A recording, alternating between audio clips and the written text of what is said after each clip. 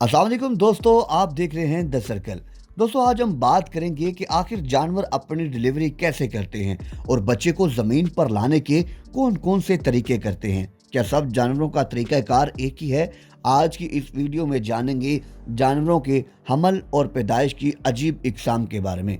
लेकिन वीडियो शुरू करने से पहले मेरी गुजारिश ये है कि जो दोस्त हमारे द सर्कल चैनल पर नए हैं वो जल्दी से हमारा चैनल सब्सक्राइब करें और बेल आइकन का बटन प्रेस करें ताकि नई आने वाली वीडियोस का नोटिफिकेशन आप तक बर वक्त पहुंचे। तो अब बात करेंगे जानवरों के हमल और पैदाइश की अजीब इक़साम के बारे में। जानवरों के बच्चे पैदा करने के अलग अलग तरीके हैं और सबसे पहले बात करेंगे ज़राफ़े की। मादा ज़राफ़े 14 से 15 माह तक हामला होती हैं। जब वो बच्चा डिलीवर करने के अमल तक पहुंचती हैं तो वो बच्चे को बाहर निकालने के लिए खड़ी हो जाती हैं और बच्चे की पैदाइश के वक्त मादा ज़राफ़ा खड़ी रहती है। इसी वजह से बच्चा तकरीबन 6 फुट की ऊंचाई से नीचे की तरफ गिरता है और बच्चे की अम्बिलिकल कॉर्ड भी सिर्फ इसी वजह से ब्रेक होती है क्योंकि वो ऊपर से नीचे गिरता है और पैदाइश के वक्त बच्चे का वजन तकरीबन 100 से 150 पाउंड तक होता है और उनका कद 6 फुट होता है। ज़राफ़ों में तौलीद का अमल उस वक्त शुरू होता है जब एक नर ज़राफ़ा मादा ज़राफ़े का पेशाब पीता है ताकि ये मालूम किया जा सके कि मादा हीट पर है कि नहीं। दोस्तों, अब बात करेंगे सुरीनेम मेंढकों की। ये मेंढक अपनी माँ की पीठ पर सुराखों से दुनिया में दाखिल होते हैं। सबसे पहले मादा मेंढक अपने अंडे देती है, फिर नर मेंढक अंडों को फर्टिलाइज करता है और तमाम अंडों को मादा की कमर पर रखता है। अंडों पर जिल्द उगती है जो कि अंडों की हिफाजत करती है जब तक बच्चे ना निकले और तकरीबन 7 दिन के बाद बच्चे हिफाजती जिल्द के सुराखों से बाहर निकल आते हैं। मादा हाइनाइज में नर हाइना के मुकाबले में 3 गुना ज़्यादा टेस्टोस्टेरोन होता है जिसकी वजह से लेबर प्रोसेस बहुत मुश्किल होता है।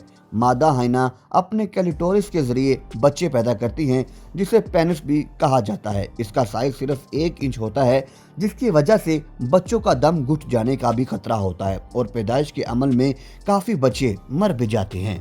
दोस्तों, अब बात करेंगे कैंगरूज की। मादा कैंगरू की 2 यूटेरसिस होती हैं और 3 वगीनाज होती हैं, 2 इंटरकोर्स के लिए और एक बच्चे की पैदाइश के लिए। अब आपको एक हैरत की बात बताता जाऊं कि जब कैंगरू का बच्चा पैदा होता है तो वो सिर्फ 1 माह का होता है, यानी कि वो अपने माँ के थैले से निकल आता है जबकि वो एक एम्ब्रियो होता है और बच्चे के बाहर आने पर माँ को कोई दर्द भी नहीं महसूस होता। यहाँ तक कि मादा कैंगरू को पता भी नहीं लगता और उसका बच्चा हो जाता है।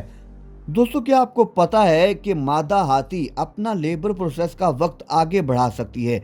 अगर मादा हाथी का लेबर प्रोसेस दिन में शुरू होता है तो वो रात में देना चाहती हो तो वो बच्चे को बाहर आने से रोक लेती है और हाथी रात में बच्चे को पैदा करने में खुश रहते हैं। सच में कमाल की बात है ना।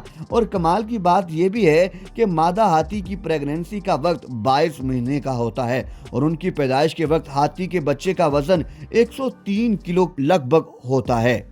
दोस्तों, बात करेंगे रहीनों की। इनका प्रेगनेंसी वक्त 15 से 16 महीनों का होता है और ये 2.5 सालों के बाद दूसरे बच्चे को पैदा कर सकती है।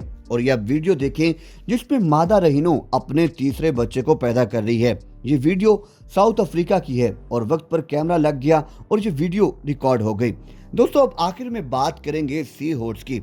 इसमें आपको एक अजीब बात बताता हूं कि सी हॉर्स जिसमें मादा बच्चे नहीं देती बल्कि नर बच्चे पैदा करता है। ये कैसे हो सकता है, आए आपको बताता हूँ। मादा सी हॉर्स अपने अंडों को नर सी हॉर्स के ब्राउड पोच पर छोड़ देती है और तकरीबन 20 दिन के बाद नर अंडों को फर्टिलाइज करके 1000 से ज़ायद बच्चों को पैदा करता है और बिल्कुल ऐसा अमल पाइप फिश में भी ऐसे ही अमल शुरू होता है। उम्मीद करता हूँ कि आपको ये वीडियो ज़रूर पसंद हुई होगी। वीडियो पसंद आने की सूरत में इसको लाइक और शेयर करना मत भूलिएगा। दुआओं में याद रखिएगा। अगली वीडियो आने तक खुदा हाफिज।